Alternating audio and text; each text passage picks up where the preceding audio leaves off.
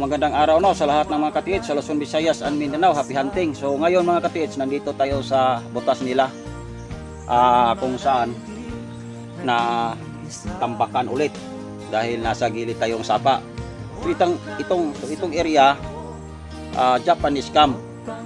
So since 2019 dito nila gipa-detect sa atin at inukay natin agad at ako ang nakakita at nakahawak, nakakuha sa tibod. So sinabihan ko sila sa forfeit, down lang kaysa forfeit nakuha natin ang malaking tibod. Sinabihan ko sila, down kayo kasi umuwi na kami. Hindi sila nag-chat sa atin kung ano na ang nangyari. So ngayon nag-chat sila kasi nag-stop sila kasi pag down nila ng 5 to 6 feet, kulay gray at may itim at sobrang tigas daw. So nistapan na nila at sa kilid ng sapa itong site at tambakan ng lupa. Kung malakas ang baha, malakas ang agos ng tubig sa ulan, tambakan. Puno ng kamansili dyan katiits, puno ng kamansilis. So ngayon nagtawag sila sa atin, bakit daw mayroong parang simento kulay gray at mayroong maitim at sobrang tigas. Yan ang time na yan na nakita nila sa 5 to 6 feet na hindi na nila kaya kahit dahil sobrang tigas. So ngayon imbitado tayo ulit para ilang ipa-search kung ano ba ang detection sa ating gamit. Kasi noon nagsabi ako pag uwi namin, continue kayo kasi mayroong pang deposito na nasa ilalim. So ngayon ating on ang ating gamit mga katiits, ang atuang magnetic field. Yan. Yan. So dito lang tayo katiits kasi ako ang nakahawak sa tibod noon sa forfeit na kuha. So ito, tingnan lang ninyo katiits ang ating gamit. Pag talikuran ko itong site, ito ang posisyon sa gamit natin. Iswing yun nimo katiits, emosyon yun nimo. Kaya lahat ng EKS locator, lalong-lalo ng mga gadget, lahat ng umikot, motion siya. Inang emosyon nimo siya. So yan. Pag ano, itapat na to gayan. Yan. Yan. So dito siya sa likod ko. So yan ang kagandahan sa ating gamit katiits. Yan. Yan. Okay. I-close natin ang antenna. Yan. Ang antenna natin, kung hindi pa ganon, pwede isa lang. Yan. Yan. Sobrang accurate katiits, oh. Yan. Yan. Kung mag north south posisyon, ganun pa rin. Yan. Yan. Yan. Yan. So kung itapat natin katiits, ito ang nangyari sa side nila. Hanggang doon pa ang butas. Pataas. Kita pa ninyo katiits. Yan o. Pero mga old bote noong nakuha. Yan. O. Sobrang matigas ito katiits. Yan. Yan. Sobrang malaki. Tabunan ng lupa, buhangin at bato. Kasi nasa gilid itong sapa katiits. Nasa gilid itong sapa. Yan, sapa. Yan katiits, sapa. May tubig pa sa unahan. Yan. Philippine bamboo katiits. Yan. Maraming Philippine bamboo. Yan. Nasa gitna tayong bundok. At maliit creek dito. Sa gitna. Yan. Wala kayo makita. So bantay kayo mga katiits. Kung makahol ang aso natin, baka mayroon ba na akong dyan? No? Ayan, no? Oh. Yan. So ready na ang kanilang tropa balikan. So na-detect naman namin to ganina. So ngayon mag-video lang ta. So, ang ari ng lupa nandoon sa sama ang hiro niya, ang aso niya. Nandoon ang ating kasama. So binalikan ko dito para ma-video, para makita ninyo, no? So yan ang pinaka-importante itong mga old booty, mga katiits. Noon pa ni nakuha dito. So yan, kung mag yan, oo, curate siya dito.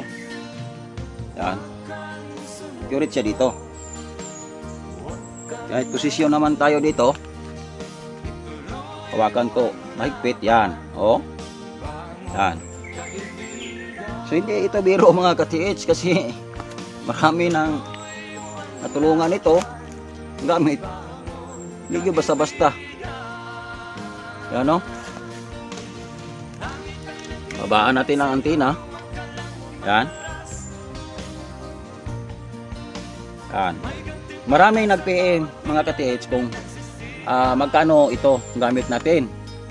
So hindi ako magbenta, lalong-lalo na kung walang experience sa paghawak sa gamit na umiikot. Kasi nagdipinsa ta sa atuang sarili, sa ating sarili. Kasi pag abot doon, padala natin, tapos magsabi na hindi gumana kasi ang diferensya sa sarili nila kasi hindi sila marunong humawak. So wala kayong talo diyan, no?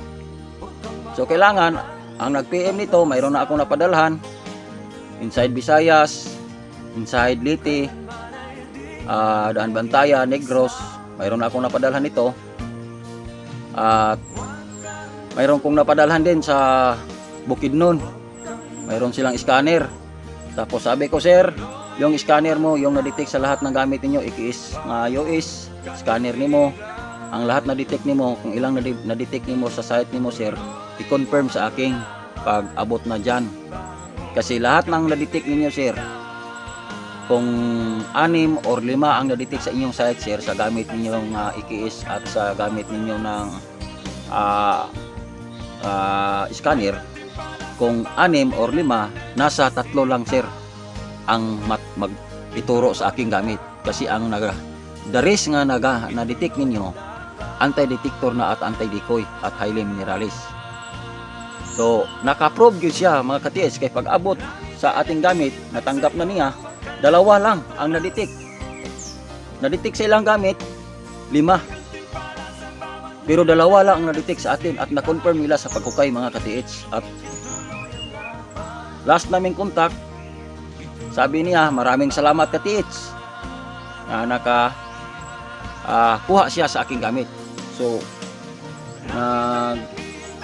dagan ang bulan, ilang months na, nagtaka ako kasi hindi na sila nag-chat sa akin at hindi ako na-block, pero siguro na-restrict ko nila. Basta last naming contact, nagpasalamat siya kasi ang site nila hinukay, pakita pa nila sa atin ang mga legit markers at parang nakita ko sobrang saya sila. At nakita ko ang lahat ng surface markers, gisint niya. Pero nataka ako, baka hindi na siya nag-message sa akin. Pero siguro parang na-restrict ko niya para hindi ko makita ang kaniyang messenger, no? Para hindi nako siya pangumusta. Kumustahin ko siya. So siguro mula natanggap niya aking gamit, siguro doon na siya nag-penetrate sa pagtitreasure. Kasi ang iyang mga scanner, US locator, walang talo sa aking gamit. So kahit anong nangyari sa aming contact, so okay ra ko. At least alam na niya ang aking gamit na hindi piki. So yan lang, no? So yan ang importante, no? Hindi natin maiwasan na mayroong mga tao na ang sariling kinaiya magbago. So wala tang Wala tayong talo dyan. Importante na tulungan natin sila at nakakuha sila sa ating gamit, no? Kasi hindi ako basta-basta magpadala sa gamit kung walang experience, kasi tayo ang managot. Sumbalikan tayo at sabihan tayo na scammer tayo, piki ang ating gamit. Lahat ng alam nitong gamit at nakatanggap, happy na sila. So yan lang, no, ikasabi ko. Maraming salamat, no. I-follow lang ninyo ang aking Facebook at ang ako ang YouTube channel, si Bunga Cebu Treasure Hunter. So wag susuko sa pag-treasure. So wag niyong kalimutan ang advice ko, kailangan maghanap kayo ng mga lumang sementeryo, no, pang gastos, no, kung kayo ang mag-finance sa mga site. Kasi kami dito sa Cebu laging tumutulong sa mga naniwala sa Yamashita Treasure. Doon kami mag-locate, tapos kung kaya nila, nandoon tayo mag-guide. So kailangan happy tayong lahat, no. So yan lang, no. Maraming salamat, no. Magandang hapon sa lahat ng mga ka-TH sa Luzon, Visayas and Mindanao. Happy hunting, no.